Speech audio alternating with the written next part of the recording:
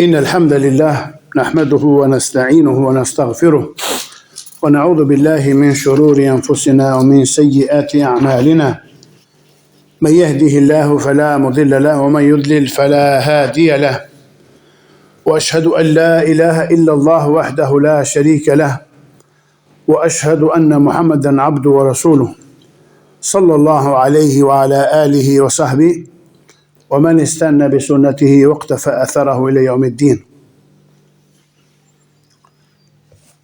Falënderojmë Allahun që na mundsoi të falim këtë namaz me xhamat në këtë shtëpi për shtëpive të Tij. Të lutem Allahun që të na pranoj këtë namaz dhe të na shpërblej me premtimin e pejgamberit të Tij sallallahu alaihi wasallam ku thot: Salatul jamaati tafdulu ala salati al-fadhi bi 27 daraja. Namazi me xhamat pra bashkarisht është më me vlerë se sa namazi vetëm me 27 shkallë. Në mësimin e kaluar folëm për mësimin me temë at-ta'minu ba'da qira'ati al-Fatiha. Pra thënia ose bërja amin mbas leximit të Fatihas dhe e përmbyllëm me hadithin që thot pejgamberi sallallahu alaihi wasallam, si shpërsillet nga Abu Huraira në Sahihain, pra në dy librat e sakt, se pejgamberi sallam ka thënë dhe kur thot imami ghayril maghdubi alaihim waladdallin, pra jo në rrugën atyre që zemrove mbi ta dhe as në rrugën e të humbërve, faqulu amin, atëherë thoni amin, u thot shokëve të tij dhe bashkë me ta gjithë umetit, fa innahu man wafaqa ta'minuhu ta'min al-malaika ghufira lahu ma taqaddama min dhanbi, sepse ai që përputhet shpreha e tij amin me ato të melekëve, pra të engjëve të Allahu, do t'i falen dhe shlyhen gjunahet e mëparshme. Dhe e mbyllëm me hadithin që përcjellte Imam Ahmedi në musnedin e tij nga Aisha radhiyallahu ta'ala anha, është hadith i gjatë dhe i bukur. Kush dëshiron inshallah mbas namazit, mbas mësimit dhe namazit mund ta lexojmë së bashku me dobit që ka, thot: ma hasadatkum al-yahud ala shay'in ma hasadatkum ala salami wa ta'min. Pra nuk u kanë zili dhe hased jahudit për post tjetër, siç u kanë zili për selamin mes jush dhe thënien amin pra mbas Fatihas. Mësimi i sotëm do të jetë me temë, ose tema e parë e mësimit të sotëm është takhfifu al-imami as-salata. Pra lehtësimi i namazit nga ana e imamit, pra të falet shkurt dhe jo gjatë. Thot Sheikh Mukbil Allahu mëshiroft, më pas nëse je imam, rekomendohet dhe këshillohet që mos ta zgjasësh leximin, pra në namaz, ashtu që të mos i largosh njerëzit, sepse pejgamberi sallallahu alaihi wa alihi wasallam ka thënë: inni la adkhulu fi salati, vërtetun hy pra lidhem në namaz, fa uridu an util, dhe dëshiroj që ta zgjas atë, pra namazin, duke lexuar gjatë në të, fa atajawwazu fiha, por se e shkurtoj leximin në të, lamma asma'u min siyahi sabiyi shafaqatan ala ummihi, kur dëgjoj për atë qarën apo e fëmijës së vogël dhe bëj këtë nga butësia dhe dëmshuria për nënën e tij.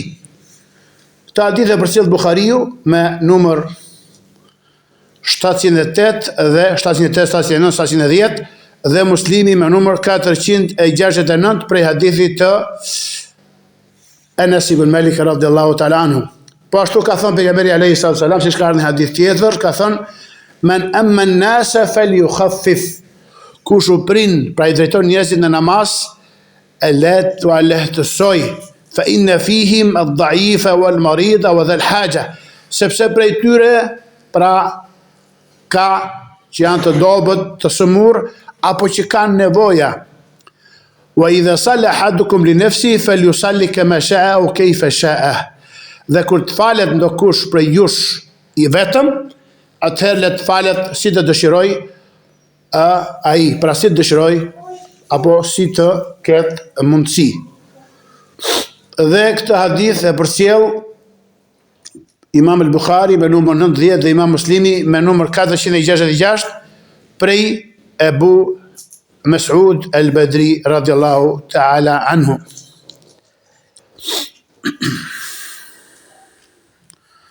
Dhe hadithi që përcjell Bukhariu,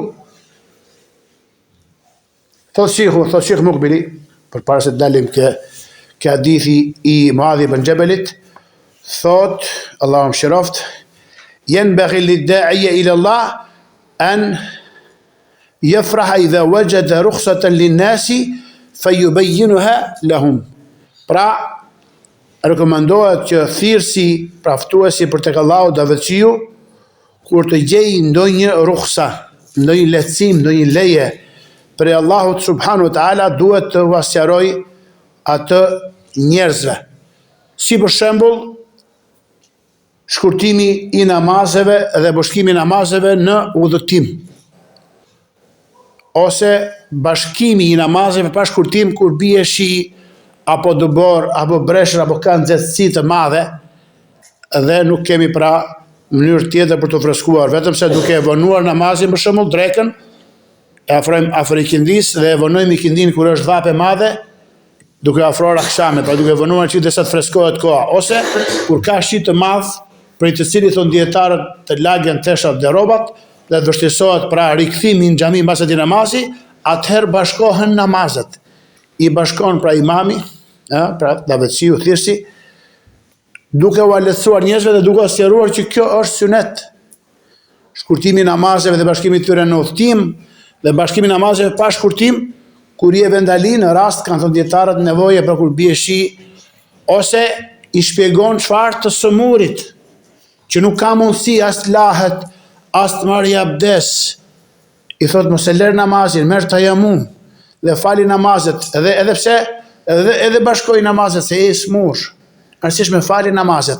Të gjitha këto dispozita duhet që çfarë davëtsiu dhe mësuesi dhe imami t'ua mësoj dhe t'ua sqaroj njerëzve, ashtu që t'ua lehtësoj atyre dhe mos t'ua vështirësoj, t'i përgëzoj ata edhe mos t'i largoj. Siç ka ardhur në Sahihain prej hadithit e Ebu Musa al-Ashariut radiallahu ta'ala anhu, përcjell Bukhariu dhe Muslimi, se pejgamberi sallallahu alaihi wasallam e dërgoi Muadh ibn Jabalin dhe Ebu Musa al-Ashariun për në Yemen, dhe çfarë u tha atyre? U tha: "Yassira wa la tu'assira, wa bashira wa la tunaffira, wa tatawwa wa la takhtalifa." U tha: lehtësoni dhe mos vështirësoni, përgëzoni dhe mos i largoni njerëzit, thot bashkëpunoni pra në punë të mira dhe mos u përçani. Wa yukhsha thot ala man yunaffira an-nasa an ad-din min al-ithm, sepse pra i friksohemi që ai që i largon njerëzit prej fesë duke vështirësuar fenë atyre, ky të marrë gjuna tek Allahu subhanahu wa taala, siç ai që i fton njerëzit në fe dhe ata e pranojnë fen dhe hynë në të grupe, duke lehtësuar dhe zbukuruar këtë fe, ka shpërblime për ftesën e tyre, pranimin e tyre të ftesës së tij, po ashtu dhe ai që i largon njerëzit duke vështirësuar fen, çfarë ka gjunahun e tij.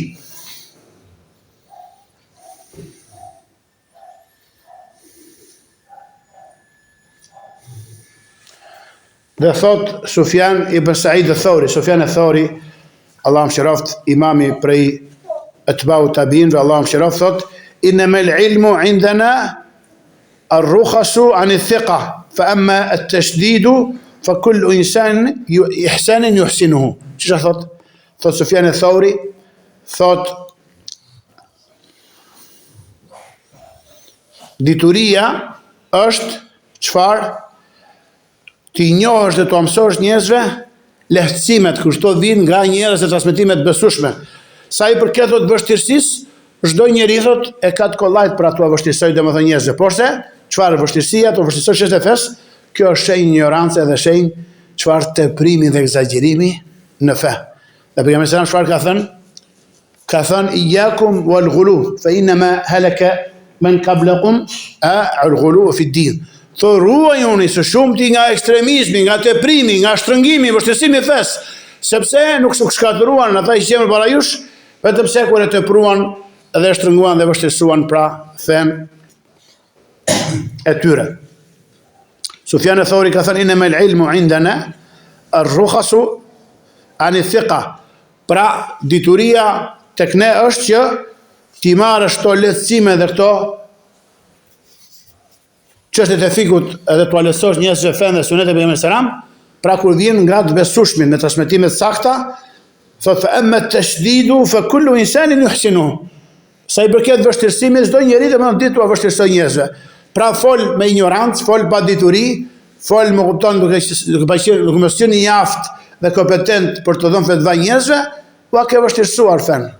Ndërkohë faqihu, ai njeriu i ditur, ai njeriu i mençur që merr transmetimet nga selefët çfarë, ku ka hapësira, lehtësie dhe gjerësie në fe, i merr dhe i zbaton ato dhe ja zbukuron fen njerëzve, lehtëson, edhe me këtë i ka përgëzuar dhe i ka afruar në fe. E kundërta çfarë vështirësimi i çështjeve të fes, edhe çdo kush domethënë mund t'u vështirësoj njerëzve fen, pse? Pa dituri dhe fiqh në fe. Thot shehu wa ma huwa at-takhfihu alladhi matlub. Pra në fillim tha takhfifu l'imam as-salat. Lehtësimi i namazit nga ana e imamit, pra të falësh shkurt dhe jo gjatë. Cili është takhfifi, ky lehtësimi dhe shkurtimi i kërkuar? Jo të falim çdo namaz me qul huwallahu ahad dhe inna a'tainaka al-kauthar. Thot Muadh ibn Jabal radhiyallahu ta'ala anhu kana yusalli bi ashabi. Pra falej Muadhi radhiyallahu ta'ala anhu, në transmetim pasi falte Yasin me pejgamberin selam, shkonte tek lagja, tek mahalla e tij dhe falej me ata njerëzit e lagjës dhe të mahallës së tij. Thot faqara suratan tawila. Lexoi atë natë, ishte namazi Yasin, një sure të gjatë. Po fi ba'd në disa transmetime thot surat al-Baqara. Lexoi thot Bekaren. Wa kana khalfahu rajulun ya'malu wa a'rabiyyun wa ta'ban. Ishte mbas tij një njeri që punonte, ishte edhe një beduin i lodhur. Pra i lodhur nga puna, punonte fort. Punë bujësi, punë. Thot thumma ba'da dhalikum atala Muadhun as-salah. Pastaj Muadhi, pra edhe pse pa që kishte njerëz të lodhur dhe që kishin nevoja, e zgjati gjithsesi namazin thot. Fa kharaja dhalikum ar-rajulu wa salla. Doli thot nga safi ky beduini dhe u fal vetëm. Fa balagha Muadhan annahu taraka as-salata ma'ah. I arriti lajmi Muadhi se ai personi e la namazin me të, u fal vetëm dhe iku. Wa annahu salla wahdahu. Fa qala dhalikum munafiq. Dhe u fali vetëm dhe u largua. Tha ky është një hipokrit, është munafik. Thot fa dhahaba ar-rajulu yashku Muadhan ila Rasulillahi sallallahu alaihi wasallam. Shkoi ky burr dhe u ankua për Muadhin tek profeti sallallahu alaihi wasallam. Fa ghadiba an-nabiy sallallahu alaihi wasallam ghadaban shadida. U zemrua së shumti pejgamberit selam. Wa qal dhe tha ayuha an-nas, o ju njerëz, inna minkum munaffirin, ka për ju që i largojnë njerëzit. Faman amma an-nas falyaqra bi wash-shamsi wa duhaha wal-layli idha yaghsha. Kush u prin njerëzve për jush, le të falet me wash-shamsi wa duhaha, edhe pse ka njerëz me u fal dhe me shamsi wa duhaha, e fal gjatë për të, dhe wal-layli idha yaghsha, pra me këto dy sura, suratul Shams dhe suratul Layl. Yani bi ihda hadhihi sura. بهذه هذه السور التي هي متوسطة. Pra me një nga këto dy sure ose me këto dy sure që janë mesatare. Au min qisari al-mufassal, apo prej sureve të shkurtra që quhen mufassal, që janë të ndara, kanë shumë ajete pra shkurtra dhe të ndara. Do të sqarojmë kush janë suret al-mufassal. Thumma yaqulu la afattanun anta ya Muadh, më pas i tha atij, apo i sprovon njerëzit ti o Muadh, ose a do të sprovosh njerëzit ti o Muadh? Pra, thot shehu, itabun shadid li sahabiyun jalil fadil ya'rifu an-nabi sallallahu alaihi wasallam fadlahu wa sharafahu. Pra ky qortim dhe vrejtje e ashpër për këtë sahabi të nderuar dhe fisnik, që pejgamberi sallallahu alaihi wasallam e dinte shumë mirë vlerën e tij dhe nderin dhe pozitën e tij. Kush ishte Muadhi? Me tezkijen e pejgamberit sallallahu alaihi wasallam, me vlerësimin e tij ka thënë a'lamu hadhihi al-umma bil halal wal haram Muadh. Më i dishmi ky umeti mbi Allahin dhe haramin është Muadhi radhiyallahu ta'ala anhu, dhe gjithsesi pra i qortoi pse u fal gjatë atë natë. Thot shikhu fajen bëghi në të kuna salatu l'imami wasatan. Duhet pra që namazi i imamit të jetë çfarë mesatar. Pra as shumë i gjatë që të largoj njerëzit, pa as shumë i shkurtër, pra që mos të shijojnë njerëzit ëmbëlsinë dhe mirësinë dhe vlerën e namazit.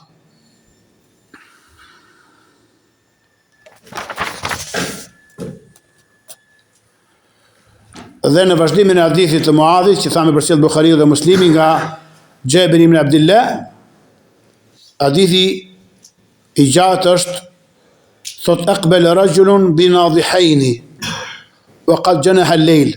Thot erdhi një burr në xhami me edhe i ka ardhur nga puna domethënë e bujqësisë, me 2 deve për ujitje.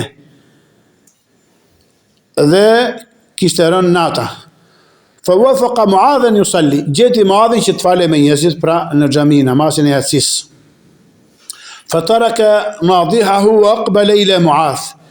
Ila devet me cilat vërdiste tokën dhe i drejtua pra u bashkua me Muadhin namaz. Thot faqara bi surat al-Baqara au an-Nisa. Muadhi u fal me surën al-Baqara apo me surën an-Nisa. Siç falej me profetin e selam, deshi që të imitonte me ta, pra shembullin e namazit të Pejgamberit selam me sahabët e tij radhiyallahu ta'ala anhum. Thot fantalaqa ar-rajulu, u largua ky buri, o balaghahu anna Muadha nala minhu, dhe mori vesh që Muadhi kishte folur keq pra për të. Thot fa ata an-nabi sallallahu alaihi wasallam fa shaka ilayhi Muadhan, erdi dhe ju ankua tek Pejgamberi selam për Muadhin. Thot fa qala an-nabi sallallahu alaihi wasallam ya Muadha fattanun ant, ya Muadha fattanun ant, ya Muadha fattanun ant. Profeti selam i tha, o Muadh, apo i sprovon njerëzit, apo i sprovon njerëzit, apo i sprovon njerëzit. Pastaj thot falaula sallaita bi sabbi ismi rabbika al-a'la, tu ka transmetim tjetër. Sigur të falesh me sabbi ismi rabbika al-a'la dhe wash-shamsi wadh-duhaha dhe wal-layli idha yaghsha, pra me këto 3 sura që janë mesatare. Pastaj thot Pejgamberi selam, për këtu është argumenti që si duhet imami dhe sa duhet dhe pse duhet ta shkurtoj namazin kur ka njerëz mbas tij, kjo quhet se imamllarë quhet muraatu ahwal an-nasi. Pra të kujdesesh për gjendjet dhe situatat e njerëzve kur je imam. Thot fa innahu yusalli wara'aka al-kabir wad-dha'ifu wa dhul haja. Vërtet falet mbas teje i moshuari, pra i vjetri në mosh, i dobti dhe ai që ka nevoja. Pra i njëri për shkakun që se mban abdesin, një njeri që nuk e di ka një problem caktuar, e ka kohën e shkurtër, ka një takim, ka një udhtim, ka një kalën një punë pesull dhe i shpërgjigjur pra thirrjes së mozin dhe është lidhur pra mbas teje. Kjo pra që duhet të ketë kujdes imami kur falet para njerëzve, shikoj pra se kush falet mbas tij, ashtu që në varësi të gjendjes së xhamatit e zgjat apo e shkurton apo bën më mesatar namazin e tij. Dërsa nën kapitullin tjetër thot el munfaridu yutilu kayfa yasha. Ai që falet i vetëm e zgjat si të dëshiroj namazin e tij. Dhe thot shehu wa amma idha kunta munfaridan falaka an tutawila ma tasha.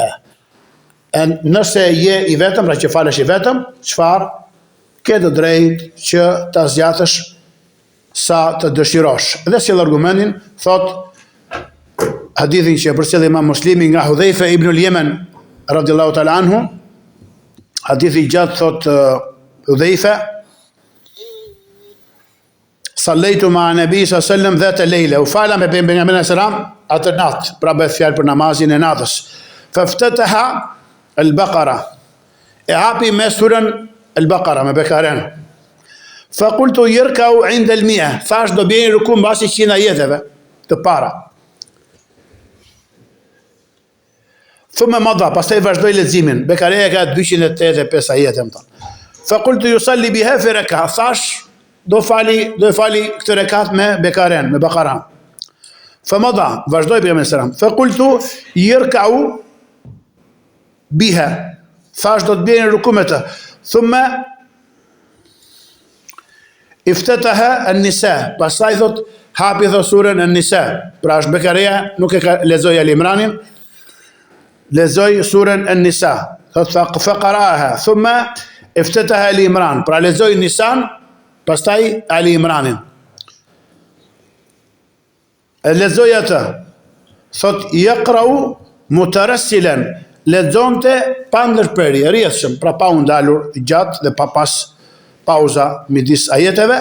Idha marra bi ayatin fiha tasbihun sabbaha, kur kalonte te ndonjë ajet që kishte tasbih, bënte tasbih, thoshte subhana rabbil azim apo subhana rabbil ala, më kupton? Wa idha marra bi sualin sa'ala, kur kalonte ndonjë ajet që kishte dua, pra kërkesë, lutje Allah subhanahu wa taala, i kërkonte Allahut. Wa idha marra bi ta'awudhin ta'awadha, kur kalonte ndonjë ajet që kishte kërkim strehim dhe mbrojtje nga Allahu, kërkonte strehim. Pra kjo në namaz, në qiyam. Thumma raka, pastaj thot ra në ruku, faja'ala yaqul subhana rabbil azim. Edhe thoshte pra në të subhana rabbi el azim. Në transmetim tjetër, e zgjati rukun, sa zgjati leximin, pra qiyamin e namazit të tij. Pra ky ishte namazi i Profetit alayhis salam kur falej vetëm. Dhe Hudhaifa ka dashur radiallahu ta'ala anhu, apo në hadith tjetër Ibn Abbas, apo në hadith tjetër Ibn Mas'udi, apo të tjerë, kanë dashur që të falen me të dhe të dëshmojnë namazin e tij dhe të përfitojnë pra nga bereqeti namazit me Profetin alayhi salatu wasalam. Porse si u ka thënë shokëve të tij, u ka thënë që mua më ushqen Zoti im dhe më shplodh Zoti im. Pra edhe nëse ha pak dhe flë pak, pra mua më ushqen Allahu dhe më shplodh Allahu, dhe ju nuk keni mundësi që çfarë të falni kurse si namazin tim. Pra deshi Muadhi çfarë këtë lloj namazit gjatë ta imitoj edhe të japi shembull shokëve të tij, edhe dëgjuan për historinë dhe qortimin e Profetit alayhis salam për të.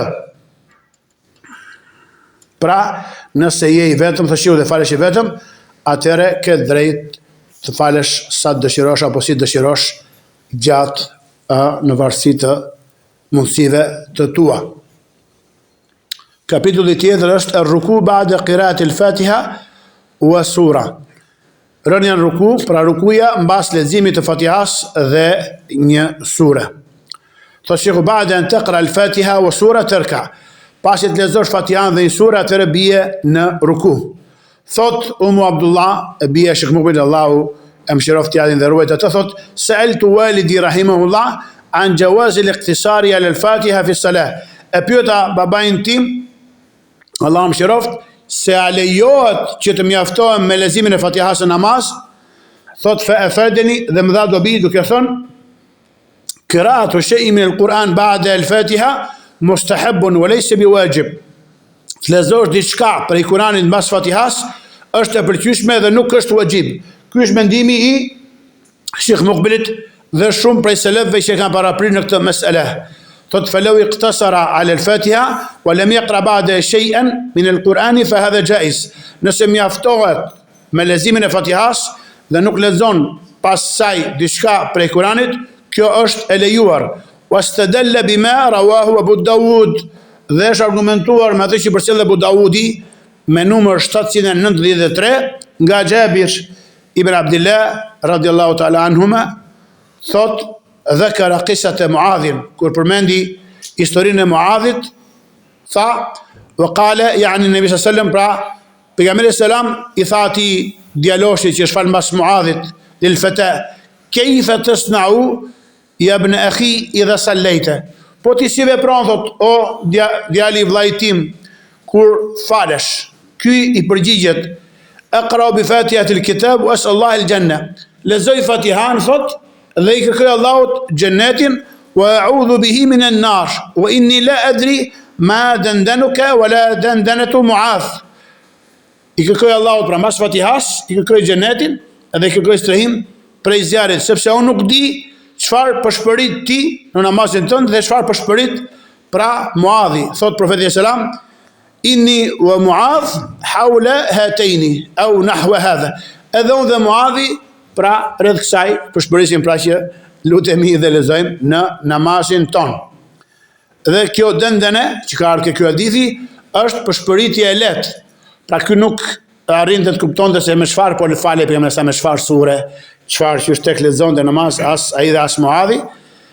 Dhe kjo dendene është domethënë përshpëritje e lehtë, diçka më lart se zëri i ulët dhe i pakuptueshëm që mund të lexoj dikush dhe ti nuk e merr vesh se çfarë ka lexuar. Thot e bia Sheikh Mukbilit, thot hadha qawlu jumhur al-ulama annahu yajuzu al-ikhtisar al-Fatiha. Pra ky është mendimi i pjesës dërmuese të dietarëve, shumicës së dietarëve, që lejohet që të ndalesh pra të falësh vetëm me Fatihan. Pra lejohet domosdoshmë që namazi është i pranueshëm. Edhe përcjell fjalën Nawawiut, i cili thot madhhabuna annaha sunna, madhhabi Imam Shafi'i, ky Nawawiu, Abu Zakaria Nawawi, Allahu mëshiroft, ka qenë pasuesi madhhabit të Imam Shafiut. Thot madhhabi është se leximi i Fatihas është sunne, thot, është sunet. Falau iqtasara ala al-Fatiha arzatuhu as-salah. Edhe nëse mjaftohet robi me leximin e Fatihas, namazi i tij është i vlefshëm. Dhe me këtë mendim ka qenë dhe Imam Maliku, Sufjan al-Thauri, Abu Hanifa dhe Imam Ahmedi dhe pjesa dërmuese e dietarëve.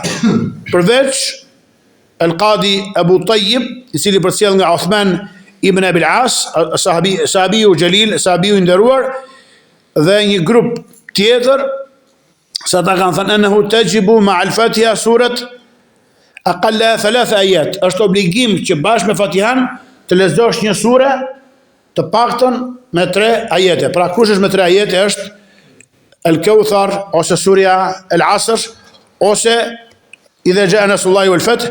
Pra është mos pajtimi mes dietarëve midis që a është obligim apo i pëlqyeshëm leximi mbas Fatihas, sigurisht në namazet që lexohet Fatihaja dhe një sure tjetër, dhe janë argumentuar, alhamdulillah, me hadithin që thot pejgamberi selam, thot sallu kama ra'aytumuni usalli. Faluni ashtu siç më keni parë të falem. Ndërsa grupi i parë i dietarëve, thot Nawawi, janë argumentuar me fjalën e tij ku thot la salata liman lam yaqra bi ummil kitab ose bi fatihatil kitab. Thot la salata liman lam yaqra bi ummil Quran. Nuk ka namaz ai që nuk lexon pra bazën e librit ose kapitullin hapës të librit.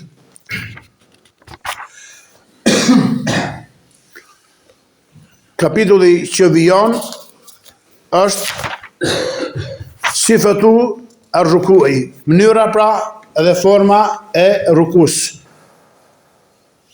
Dhe thot Sheikhu wal yakun ruku'uka wasatan.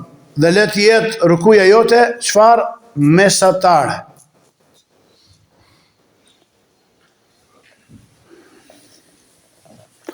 Argument për këtë mënyrë dhe formë të rukus është ajo që ka përcjell Buhariu nga Abi Humaid as-Sa'idi rreth formës së namazit të pejgamberit sallallahu alajhi wasallam, thot wa idha raka'a amkana yadayhi min rukbatayhi thumma hasara dhahrahu.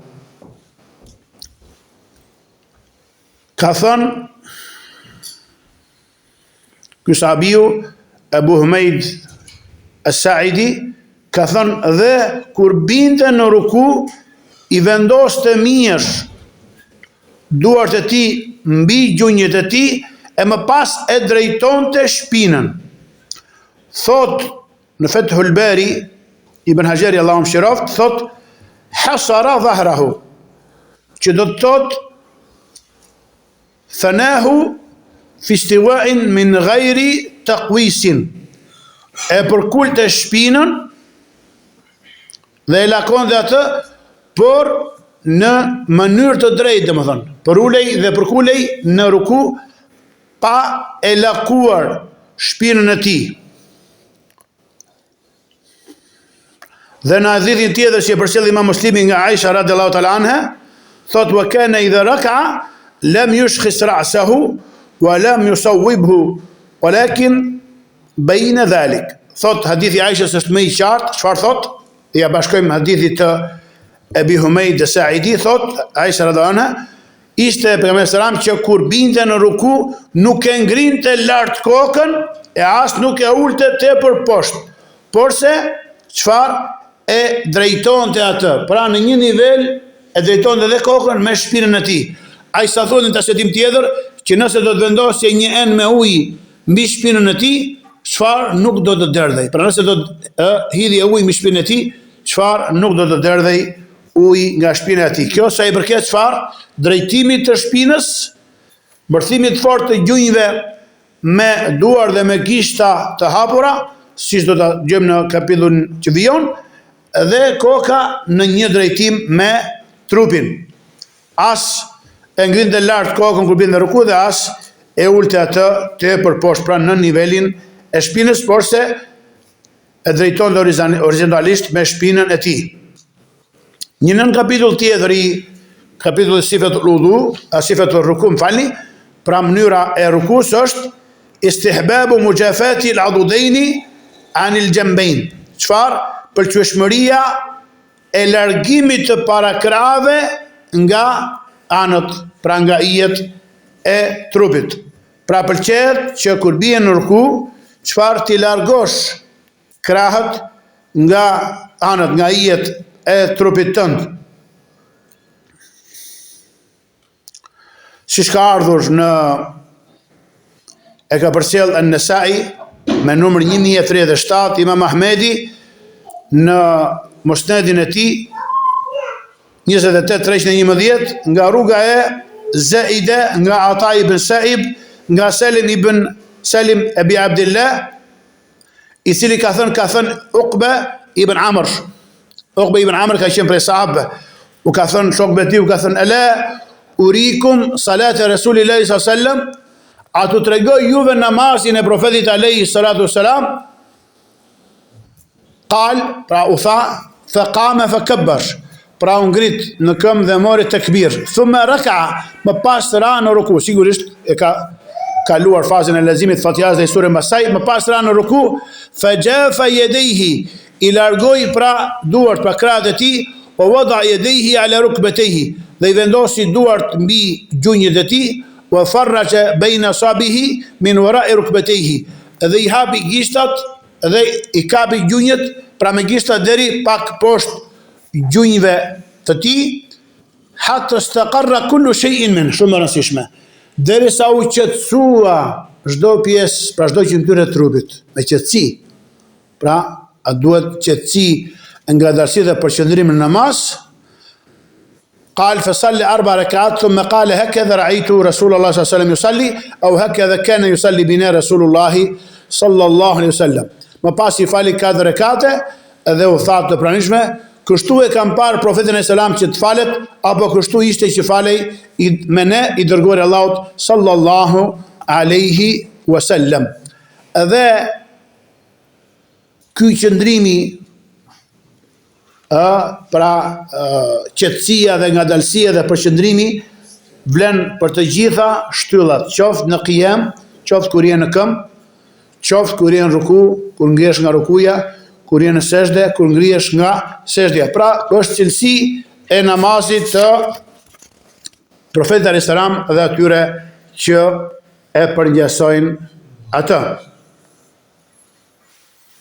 Pra thashikhu u ljekun ruku ke wasatan, le tjetë rukuja jote mesatare, që do thot jani la tusawi bi ra'saka wa tudallihi jiddan wa la tarfa'uhu. As mos ta ulësh kokën së tepërmi duke përulur ose përkulur, dhe as ta ngrësh atë. Pra shikhu po ka sqaruar edhe me shembuj namazin e profetit selam, edhe me fjalë.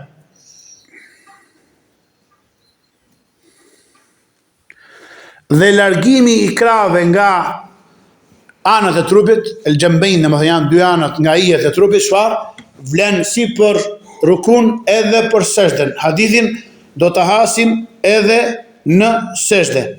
Ka prej imamlarve që thonë se gruaja kur bie në ruku mblidhet pak.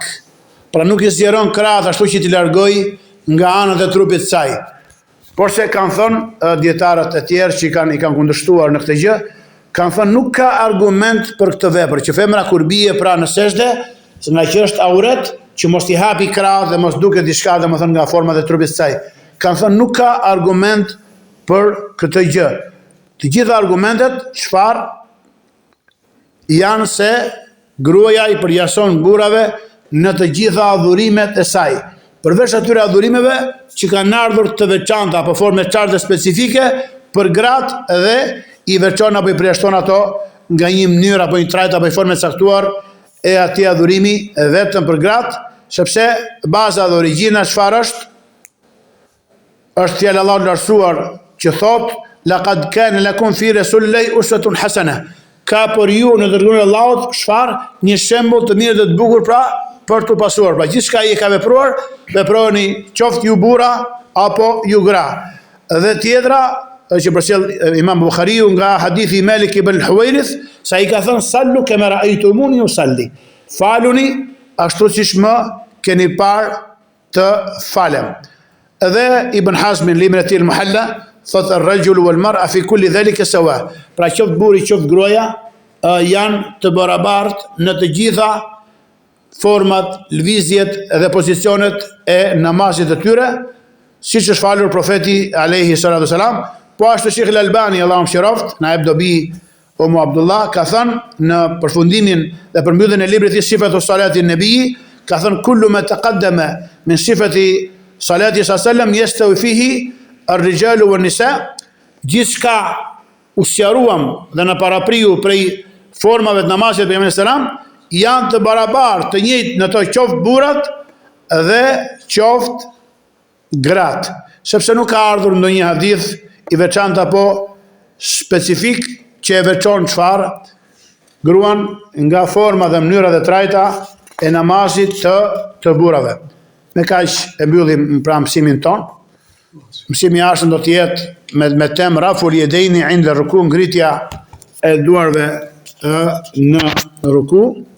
Lutë Allahun që këtë mësim ta bëj të dobishëm për ne në këtë botë dhe ditën që nuk do ta bëj dobi përveç të ai që kthehet tek Allahu me zemër të ruajtur. Subhanakallahumma bihamdika ashhadu an la ilaha illa ant astaghfiruka wa atubu ilaik, wallahu a'lam. Wa sallallahu sallam wa baraka nabina Muhammad wa ala alihi wa sahbihi ajma'in. Walhamdulillahi rabbil alamin.